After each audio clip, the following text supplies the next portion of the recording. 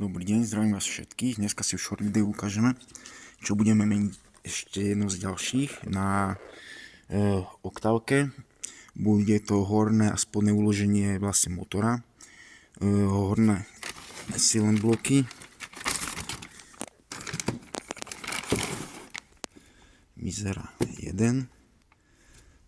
Tento by mal ísť tuším nad rozvody.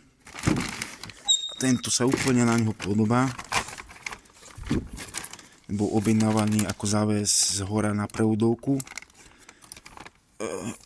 No, uvidíme, či sme neurobili zlú objednávku, ale príde mi skoro takisto rovnaký jak ten, akurát čo má inakšie číslo.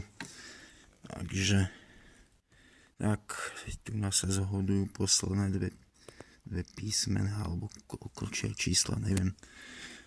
Neriešim, no som zvedavý hlavne, či je to dobré. Uvidíme, necháme sa prekvapiť. Potom tu máme spodný vankúš motora. Skladá sa to z dvoch vecí. Nachádza sa to v strede v rámenici vlastne motora. Ide takto. Vysvetlíme si potom ešte z rýchlosti, čo ako to vlastne tam ide. Takže takto. Takže tieto vankúše, je to vlastne silen blok spodného uloženia motora, alebo vankúš motora, keď chcete, skladá sa z dvoch dielov, predávajú sa samostatne po jednom kuse alebo ako sada. Odporúčam vám objednať si sadu, keďže si to ukážeme. Spodná časť vlastne toho vankúša, toho silen bloku, alebo spodný diel, je vlastne bez závitu. Takto to vyzerá. Horná časť má v sebe závit. Ide o to, že aby sa to vedelo uchytiť zo skútkov, to príde do tej ramenice, ten silen blok, tak.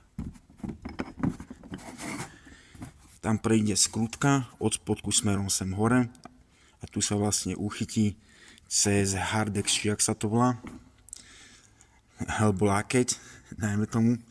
No a to ide vlastne uchytiť s jedným šrobom, s druhým šrobom vlastne do vozidla, takže tak. Takže k tomu toľko. Takže teším sa pri ďalšom videi. S vami čaute, majte sa pekný deň vám prajem.